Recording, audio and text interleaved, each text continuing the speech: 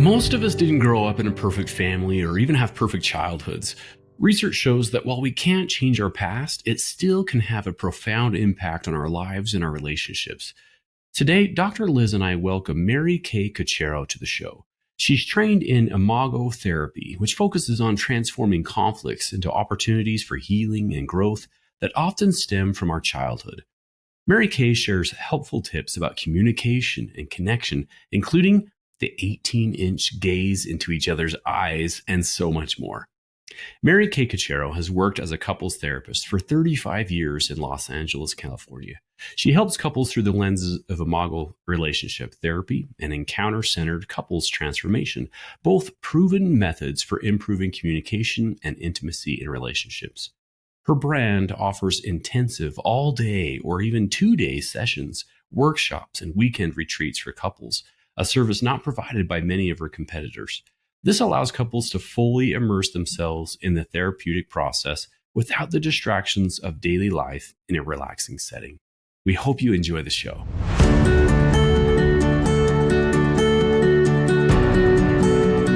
Welcome to Stronger Marriage Connection. I'm psychologist Dr. Liz Hale, along with the beloved professor, Dr. Dave Schramm.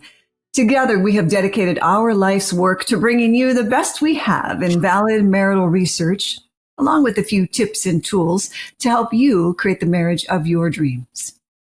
Well, for 35 years, licensed marriage and family therapist Kay Cuccaro has used her skills and training to help couples of all ages and stages find better ways to reconnect and rekindle even in the most damaged relationships. That's pretty inspiring, isn't it? Welcome to Stronger Marriage Connection, Kay.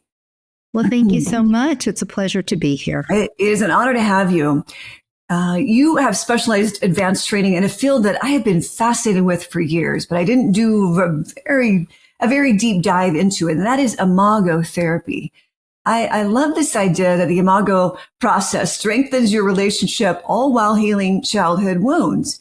It's kind of, a win and a win here, building healthy, happy families. Please explain the Imago process. And do you have a favorite tool that you use in your intensive couples counseling? Yes. Well, first of all, thank you for saying Imago. I can't tell you all the various ways people pronounce that.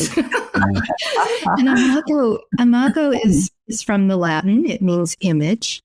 And it is a theory and a practice that was designed by Doctors Harville Hendricks and his wife, Helen LaKelly Hunt. And I think over 30 years ago, they had a bestseller called Getting the Love You Want.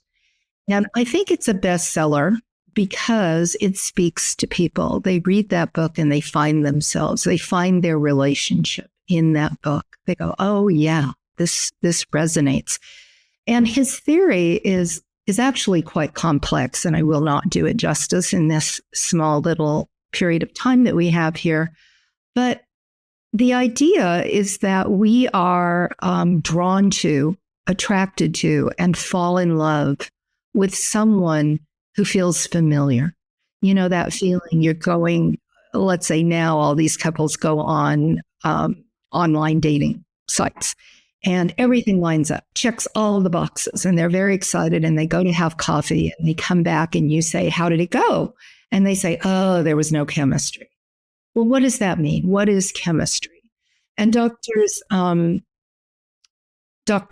and Dr. Hendricks believe that the chemistry is this unconscious drive toward a person who has a lot of the childhood traits that you are looking for to feel completed, to feel whole, and to feel at home. Now, we do know also one of the things I love about the theory is this idea of the stages of romantic relationship. The idea being that at the beginning, in the romantic stage, we get a lot of hormones and a lot of chemicals in our brain that last maybe up to 2 years, depending on what you're doing, but maybe up to 2 years. And in those first phases of the relationship, we are very romantically attracted. It's called limerence in some theories, but we are only seeing what's positive in the other person from our childhood. Like, oh, you're sweet like my mom was, or, oh, you're really strong and silent like my dad was. Yeah, is chemicals begin to wear off after a period of time. And he believes that nature gives us that boost to get us to commit and probably to have that first baby, 2 years, if you're doing it right, should be enough time. Of course, sociologically, we don't do that at all. We live together for 7 years. We never have babies, or we have them before we get, we don't follow the biological rules.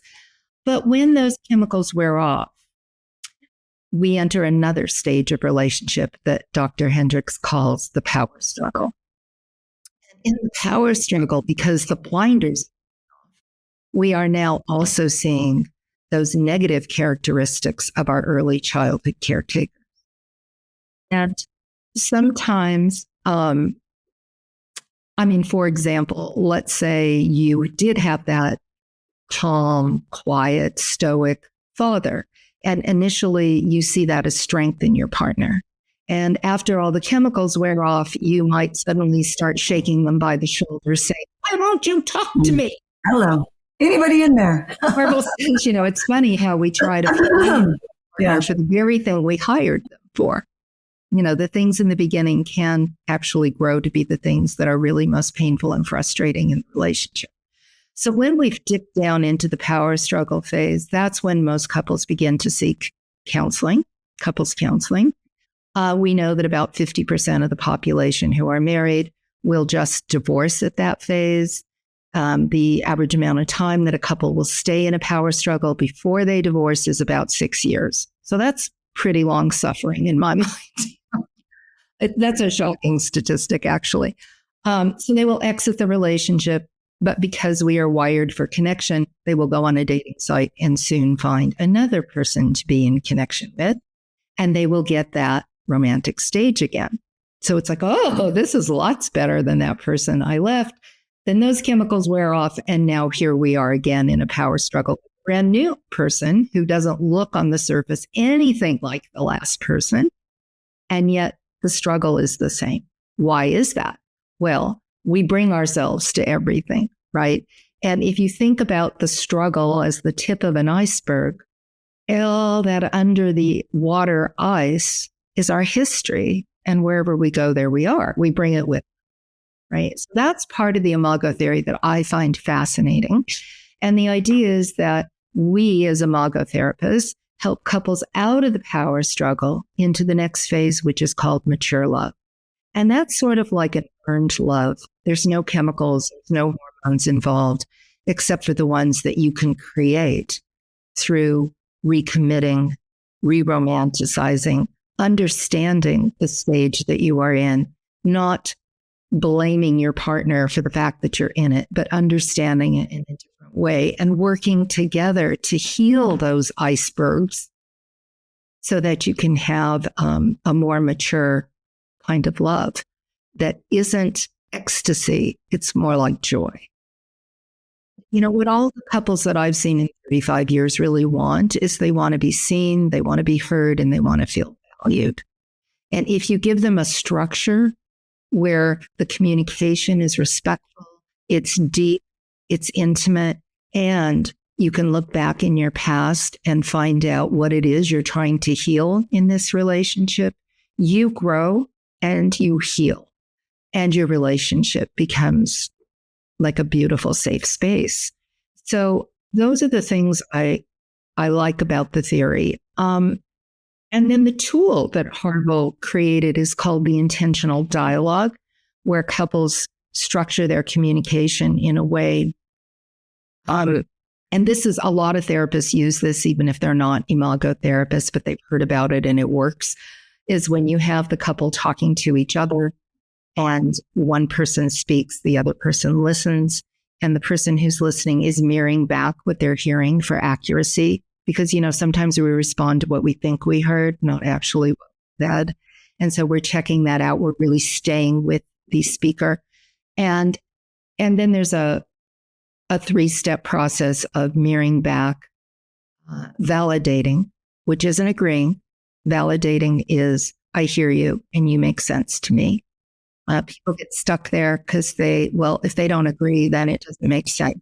You have to work on that. And then the third step is empathizing, really putting yourself in your partner's shoes to feel what it's like to be sitting with that narrative, with that story, and the pain that has come from that story. And there's something very healing about that because, again, you're being seen, you're being heard, and you are being valued if your partner can really hang on your every word and understand and have empathy for where you are. So in a really tight nutshell, that's a lot of what Imago is about. And there has been a lot of research now about how effective Imago is. And it started as the very first theory I studied. I was probably certified in Imago. I have to think about how old my son was because I took training. So 30 years ago, probably. And at the time, it was one of the very, very first relational paradigms that you could study. Of course, now there are many others, but Imago is still a very tried and true theory, and it's spread around the world. I think it's practiced in 22 countries and about 15 languages. It's everywhere, which is great because I can go almost anywhere in the world and find colleagues I can stay with. So that's funny. Yeah. So those are some of the high points of Imago.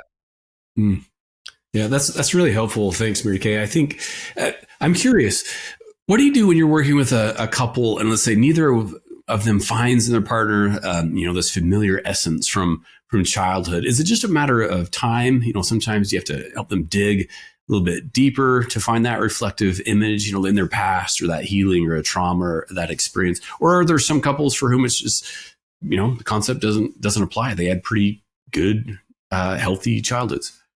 What are they doing in my office, Dave? Yeah, that's right.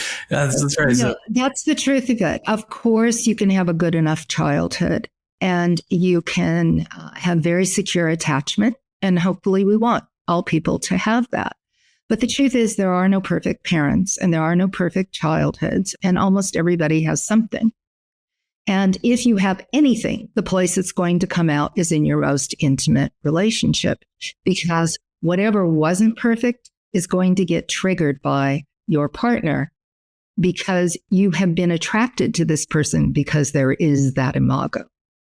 So in the theory, you're not going to be together if there's not that match. And if you have a very, very disrupted relationship, Harville has taught us all to look at that as what an opportunity. Because the more dysfunctional the relationship, the more pain there is, the better the imago match is. And so there's a lot to work with there. There's going to be deeper healing and more growth in that relationship if they'll commit to do the work. Now, I did say 50% of couples don't come in to do the work. They just go to divorce court. But I figure if somebody has taken the time to land in my office, they want healing. They want this to be better. They don't want to give up on each other. And so you don't have to dig that deep, which doesn't mean the work isn't difficult. It is difficult. I have to hold a lot of space when I work with these couples for all of the things that are painful. And sometimes the easiest way for a couple to deal with their dysfunction is to go outside the marriage. And so then we get a lot of affair recovery and a lot of sex addiction and a lot of drinking, drugs, and shopping, over parenting, somebody who's married to the children who barely looks at their spouse. So I guess in this theory, you would just not end up with a couple that didn't have something that's holding them together and something that isn't the best it could be. Yeah. Does that make sense? Yeah, absolutely. And our listeners, they love hearing, success stories or examples of real life couples, obviously without names. But can you think of a situation, and again, you work with, hundreds, thousands, perhaps of couples. Is there any couple that comes to mind that you can kind of share, their story a little bit and how this was helpful? I don't know if this is the biggest or deepest example, because as you said, I really have worked with thousands of couples, but I will tell you something that I remember. And it was a number of years ago. I do I do retreats and I also do workshops for couples. And this was a 1-day workshop and I needed a demonstration couple, a couple that was willing to come up because they were really in a struggle about some issue and work with me in a fishbowl with everyone else watching. And there were probably 20 to 25 couples in the audience, so 40, 50 people. So this very young couple, early 30s, raises their hand very quickly and says, pick me, we have this issue and we are about to break up over it. They were premarital, but they had their wedding planned. It was a month away and she was ready to exit the engagement over this issue. So they come up and I'm thinking, okay, well, this is clearly important. They're very upset about this issue. And when I just asked them before I began, what is the issue? They were fighting over whether or not to have a dog and whether or not the dog would be allowed to sleep in their bed. And I've been doing this a long time. I know in my brain that there are no small issues in a relationship. Anything can trigger something big. I also know that the issue is about 10% of the problem and 90% of the problem is what's getting triggered from their past. And I know this intellectually, but I got to tell you, in that moment, I was doing an internal eye roll. I was really like, oh my God, I got 50 people watching here and these two are bringing up this silly thing. This is never going to be a good demo. Why did I choose them? So we start, but I'm a professional. So I start the dialogue. I'm really working with them. The guy goes first. He talks about how dogs are dirty, how he hates dogs. He doesn't want one. He certainly doesn't want a big one and it will never, ever, ever, ever go into his bed. And he would rather not get married than have this dog.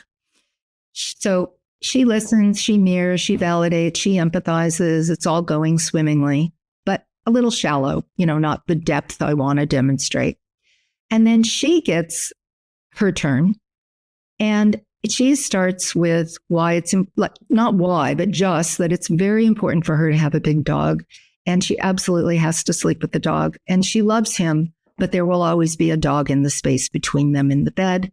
And she really needed this dog. And she's crying. So I know there's something important here that has nothing to do with this dog. So I have her say this one simple thing. This feeling I have right now reminds me of. He goes back into her childhood memories and starts telling the story of when she was 7 years old, her mother died of cancer.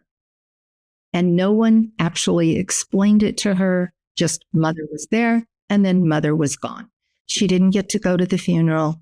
Nobody really sat down and talked to her about the death of her mother or how she was feeling about it. But she had a large dog.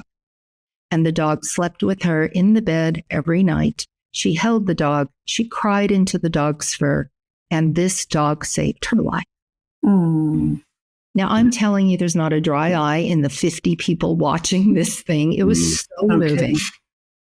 And you just can physically see the shift in the partner's face, which frequently happens when it clicks that this is something deeply important for your partner. Now, in all the fights they had had about this dog, nobody had ever said, and this reminds me of. But that little line, that little lead line took her back. She looked like a little girl when she was talking, and he was very moved. So by the time he had empathized with all of this, their follow-up conversation, their follow-up dialogue was, how large should the dog be? How often should the dog get groomed so that the dog can sleep in our bed? How big of a bed should we buy? Right? So a total shift in this dynamic where he now is trying to assist her in getting her needs met. And they are problem solving from the cortex. They had been in their limbic, their reactive brain on this issue for so long. And you cannot solve a problem from your limbic brain. It's all emotion there. They needed their thinking brain. And this dialogue pushed them into their limbic brain, out of their limbic brain, into their cortex, so that they could begin to be a creative couple. And creative couples can solve their own problems, but they needed the safety of that conversation to get there. So I always remember that because it's a good reminder that there are no small problems. Everything has meaning to someone. And until you understand the meaning, you can't move forward. Yeah, that's powerful, Mary Kay. Yeah. Yeah. There's always That's why underneath. It's a really interesting little story. I mean, I really learned something from them that day, Mm-hmm. or was This at is least why- reminded of what I know. Right. That's why I've Yeah. always been interested in Imago therapy. It's just fascinating to me. We'll be right back after this brief message.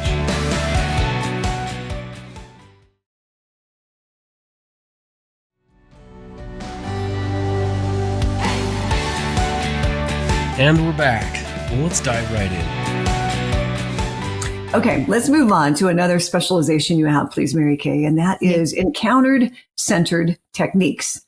I'm not familiar with this at all. Can you please describe what that is and offer us an example, a technique? Yeah, this is an offshoot of Imago. It's called Encounter-Centered Couples Transformation, ECCT.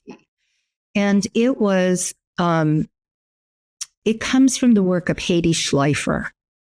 Heidi Schleifer was a master Imago trainer, really Harpel's right arm for a very long time.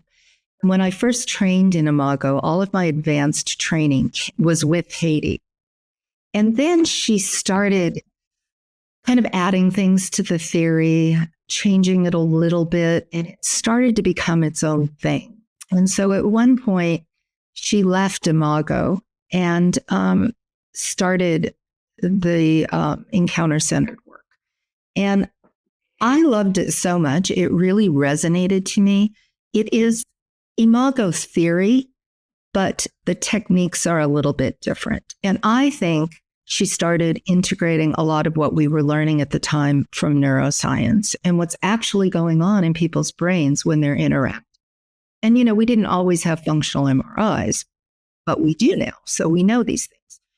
So I kind of followed Heidi from Imago to Encounter Centered, and I did a 3-year masterclass with her in Miami and have been really integrating the two theories since. It's probably been 15 years now. And, you know, couples usually call because they want Imago, because Imago is more well-known. Harpel's got, I don't know, 7 or 8 books. People have read him. They've seen him on Oprah. You know, they know what Imago is. Not that many people know about ECCT unless you're in couples therapy, and then everybody knows ECCT. Katie is a very charismatic person. She's got a beautiful TED Talk called The Power of Connection that a lot of my clients go watch and are really moved by. And so I say, well, sure, come in for Imago and we'll do a lot.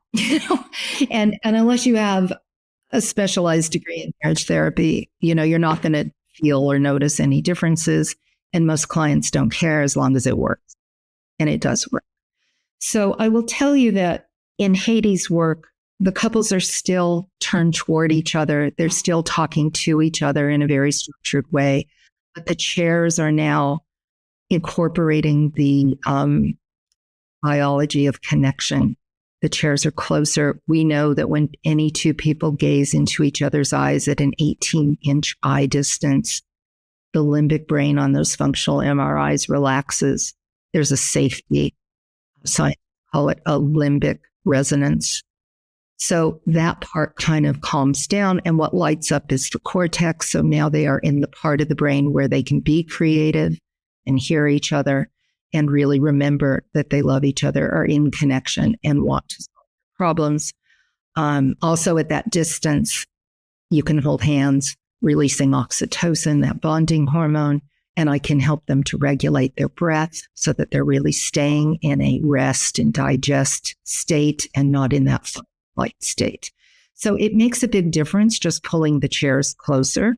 We call it the uncomfortable proximity because most couples don't want to do it. Mm-hmm. And they walk in and they go, oh, the chairs again, you know, and then they hop into them. And at the end, they're so grateful because it creates such a loving connection. Mm-hmm. And then Heidi started talking about the 3 invisible connectors. So she has a lot of metaphors in her work. But the three invisible connectors are the space that exists between any two people is their relational space. It's where the relationship lives. And it's only as sacred as what you put in it.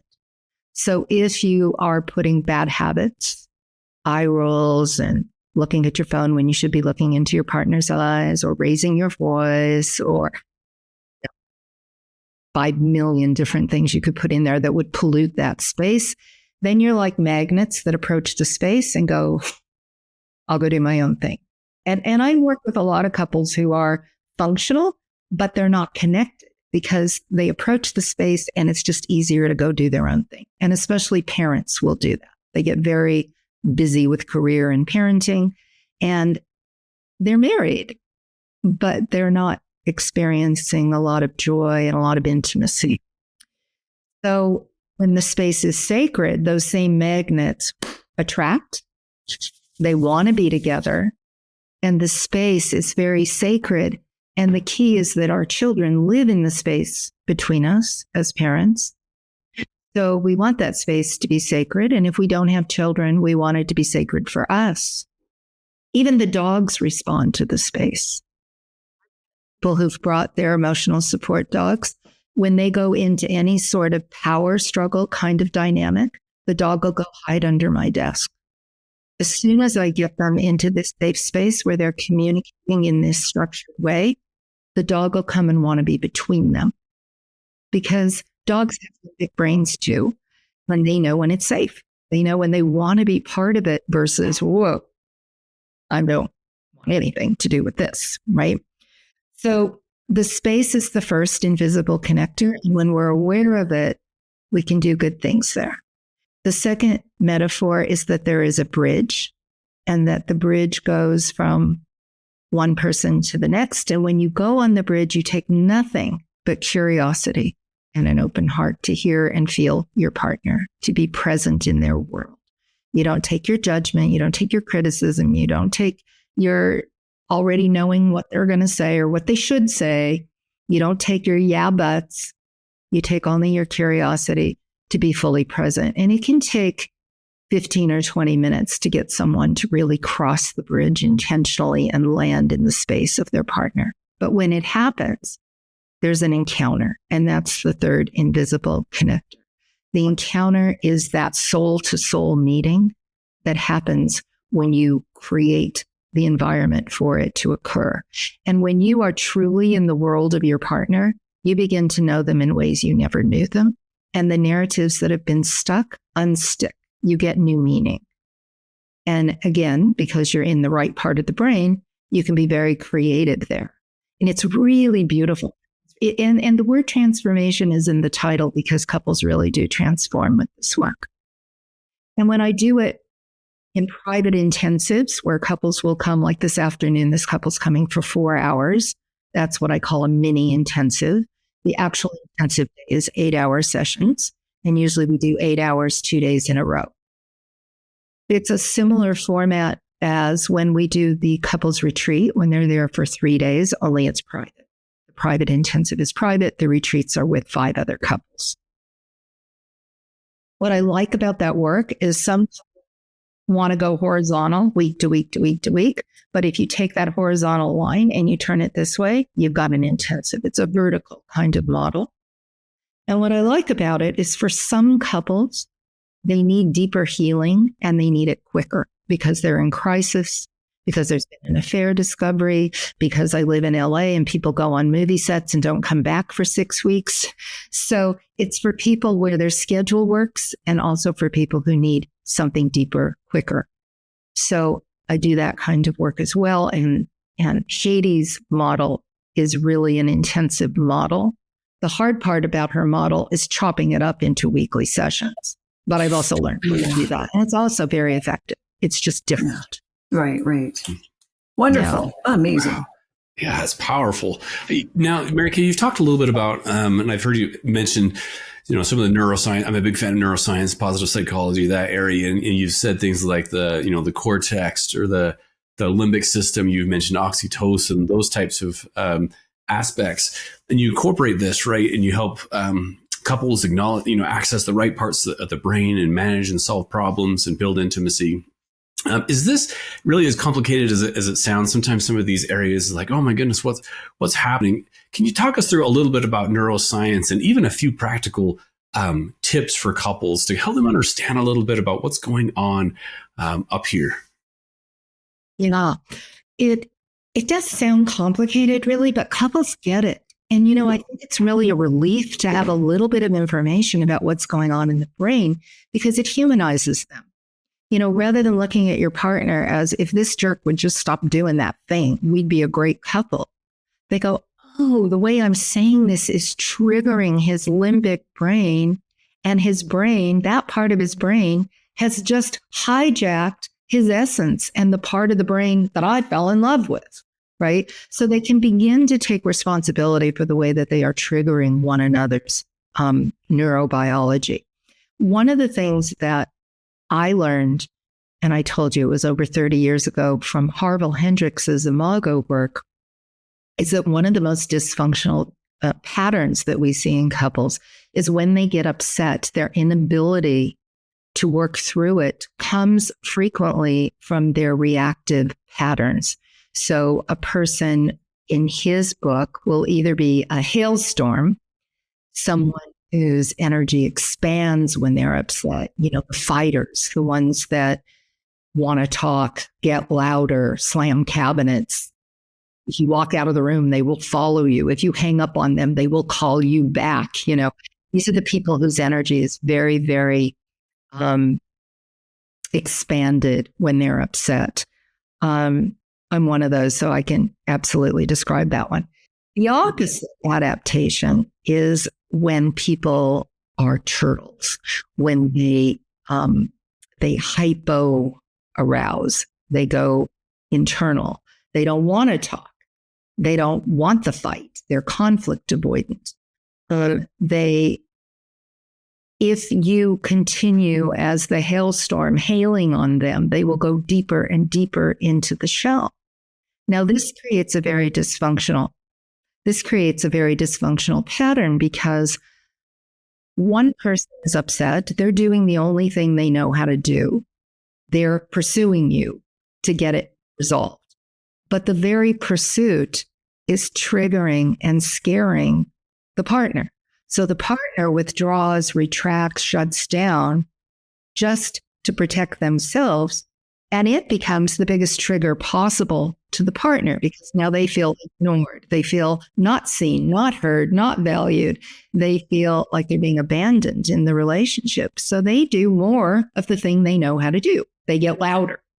And the other one now is going out the door and he's getting, I say he because most of the people who shut down are male, but not always. I always say that family of origin dynamic trumps gender and culture because that's just what I've seen over the years.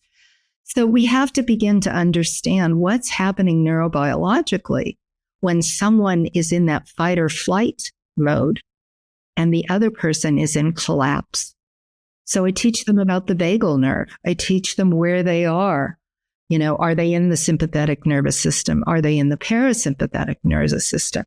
When they come into the bridge, we call it the bridge position when they're 18 inches apart and they're going over the bridge. All of that relaxes and we now have the third option. So I say to them, when blowing up and shutting down doesn't work, you need the third option. And the third option is where you meet in the middle without all this reactivity. We work on breath so that they can go into the parasympathetic nervous system. And once they're calm, we can begin to explore what this issue is. Because at home, they're in fight or flight. They are expanding their energy, hypo-arousing, hyper-arousing, and there's no way to solve anything. And I don't let them ever, ever, ever do that in my office. I just don't let that happen because I always jokingly say, why pay me all this money? You can have that fight at home for free. Mhm.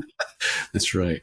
And they get that. They don't want to pay me to have the same fight they're having at home. So just learning that, and then the work is, where did you learn to hyper arouse?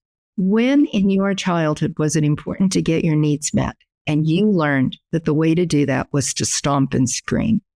because your partner learned that the way to get his needs met was to get quiet and hide under the bed or in the closet. So let's talk about what happened. Like, what are the experiences of childhood that taught you? Haiti calls them survival suits. You've pulled on your survival suit, and now what we've got is the sound of two suits clanking. Hartle calls them adaptations. I think in almost every theory, there's acceptance that these patterns have been learned in childhood. They are the way that we survived. And we're not mad at those survival suits. They were useful, very useful. They helped us to survive, but they're just not working in this current relationship. And we need to learn how to take them off and to deal with one another, essence to essence, not survival suit to survival suit.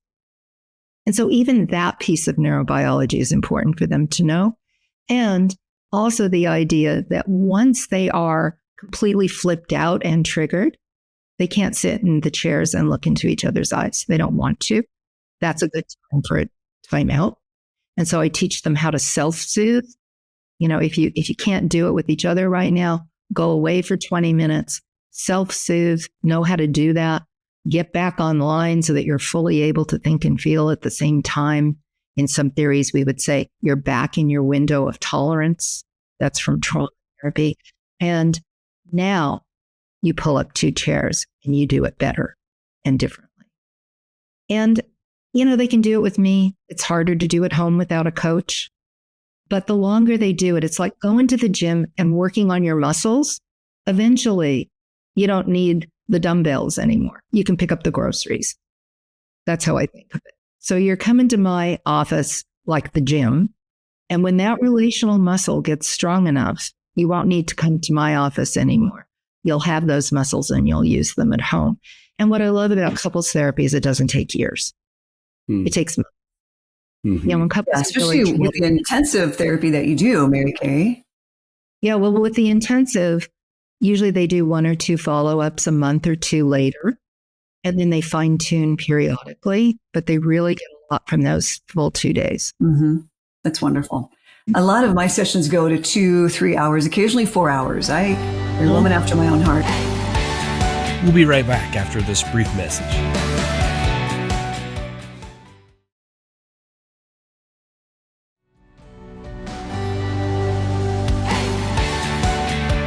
And we're back. Well, let's dive right in. We're going to jump ahead, Mary Kay, and I'd love to, what we ask all of our guests, this next question, in honor of the name of our podcast, of course, is what do you believe is the key to a stronger marriage connection? What do you think? If you had to choose one.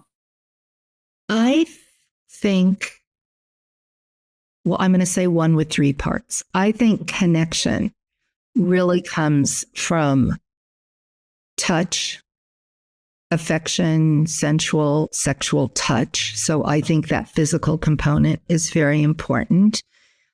I think communication, obviously safe, respectful, deep listening is very important.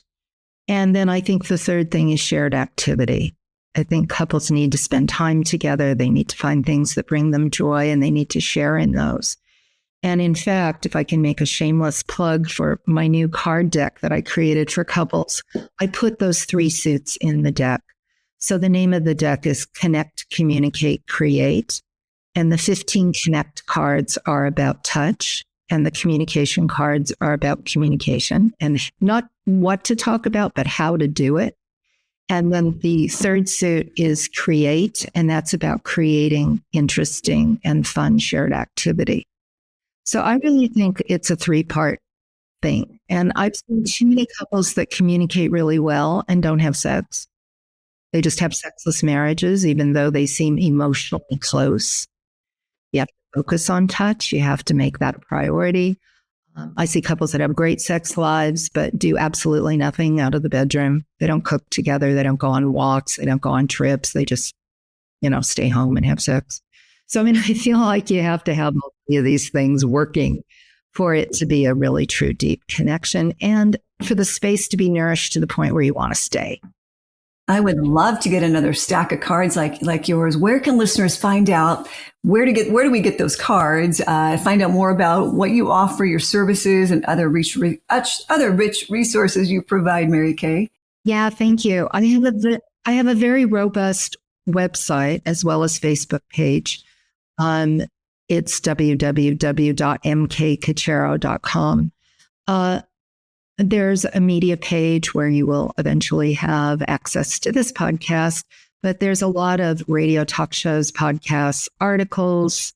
There's a YouTube channel. It's very robust because it's been around for so many years. It's like a 2-bedroom house that got extensions and, other rooms added on. So there's a lot of information there. The card deck, Connect, Communicate, Create actually has its own website. So it's that.com. It's under construction. So when you go there now, it says under construction. The physical deck is in production right now. It's being printed and it will be sold on Amazon. But the virtual deck, the interactive mobile deck, is on deckable.com currently. You can get the Deckable app for free. And you can go to my deck and get a 5-day trial. And if you like it, then you buy it or you use some of the cards. It's fun. You can shuffle them. You can find your favorite one and send it to your customer. It's a very interactive kind of thing. Oh, my husband, he's going to be so excited. That's right, Liz. Yeah. I have a few stacks of card decks throughout the house. I want you to know. And I still, every now and then, I still try and play this on. I've got my colleague's deck on my desk. Yes. I kept getting asked to write a book. And my thought was, we have so many relationship books. And ever since COVID, people's brains just want quicker bits. Like nobody has focus right now to read a whole nother book. And I thought, what if I take some of what I would put in a book and make it digestible in little sound bites? Because you can do one card a week. And if you practice that thing on that card with your partner, you're going to be building connection. And I think more importantly, for couples that are in couples therapy, it gives them kind of homework between sessions. Because a lot of my colleagues will say to me, I created this beautiful connection in my office and it was so lovely. And they came back a week later and they were back to square one. Because couples don't often know what to do between sessions. And so this gives them an idea of how to stay connected. You can shuffle them and just do whatever one comes up. Or if you've got to focus more on communication, we've got touchdown or we got plenty of activities, you can pick the suit you like. So I'm hoping it'll be a very useful tool for couples. Beautiful. I think it will be. I can't wait to get my hands on it myself. Oh, yeah. And we'll put those resources. Oh, go ahead, Mary Kay. Oh, I'm sorry, Dave. I was just going to say, and for therapists, whether you're a couples therapist or not, but you want to learn how to work with couples, I do have a 12-hour training video that is for sale on my website under courses. I was asked to teach this 12-hour course, and they were very generous in recording it and editing it. So it's now available, as an online course. Oh, amazing. Great. Good for you. Love it. Yeah. And we'll put the links for to us. those. Good for all of us, I should say. Yeah. And we'll put links to those for our listeners. For the card decks, the information, YouTube, even the resource that she just mentioned about the online course for therapists. So our listeners, go to the show notes and you'll find links to all that information. Mary Kay, before we let you go, we like to ask all of our guests another question, and that is the takeaway. Is there a take-home message? We call it a takeaway of the day. Do you hope our listeners will remember from our discussion today? Yeah, I mean, for me, the thing that's always the most important is to focus on the dynamic in the space between. Because if you are convinced that the problem with your relationship is your partner, you're powerless. You don't have any ability to change another person. But if you can say, when this happens, I feel this, and I really want you to understand that about me and understand the importance, kind of like the woman with the dog, the space can be healed and the relationship improves. So rather than blaming each other, remember to look at what's going on between the two of you rather than what's inside your partner. Love that. Yeah. Liz, what about you? What's your takeaway of the day? I just remember seeing that same thing from Harville Hendricks, Mary Kay, about the space between, right? And my takeaway, Dave and Mary Kay, today is this feeling I have right now reminds me of ... I think it's brilliant. I love it. Dave, what about you, my friend? What's the richest nugget you're taking away today with our time with Mary Kay Cuccaro? I love her name, Mary Kay Cuccaro. I love that too, Liz. And I'm not familiar with Imago before this. So all of this, I'm just trying to keep up and soak all of this in. I love some of the practical things that I can start working on right now. Mary Kay, I think you mentioned the 18-inch, I think you called it the bridge, right? Is there, I don't know if I caught the time. Is that like a 30 seconds or this is 3 hours or what type of it, staring in my wife's? I'm going to see if she'll do it. I don't know if I can convince her, but I'm going to try. Yeah, so great that you mentioned that, Dave. First of all, use the word gaze. Like, think about staring versus gazing. Gazing is a soft, connected sort of look, where I think staring, I remember as children, we'd have stare downs, it were kind of hard. There is a lot of research. If you look at 18-inch eye gaze and the brain, it's called a brain bridge or limbic resonance. The research was like with 4 minutes, and there was like people looking into each other's eyes who weren't lovers or sometimes didn't even know each other, but they would have this deep connection through the eye gaze. And some percentage of them fell in love looking at each other. It's crazy. It's like, they say the windows of the eyes of the soul, to the soul. And I think that's absolutely true. So sometimes when couples can't quite get out of their fight mode at home in between sessions, I will have them, I say, just if this happens, forget the words. Words are not your friends. Harville says the most dangerous thing you ever do is talk. Talk. Oh, yes, talking is the most dangerous thing we do. Yeah, I love But if you just pull those chairs together and gaze into each other's eyes, you will feel the connection happening. And suddenly you feel kind of less angry at your partner.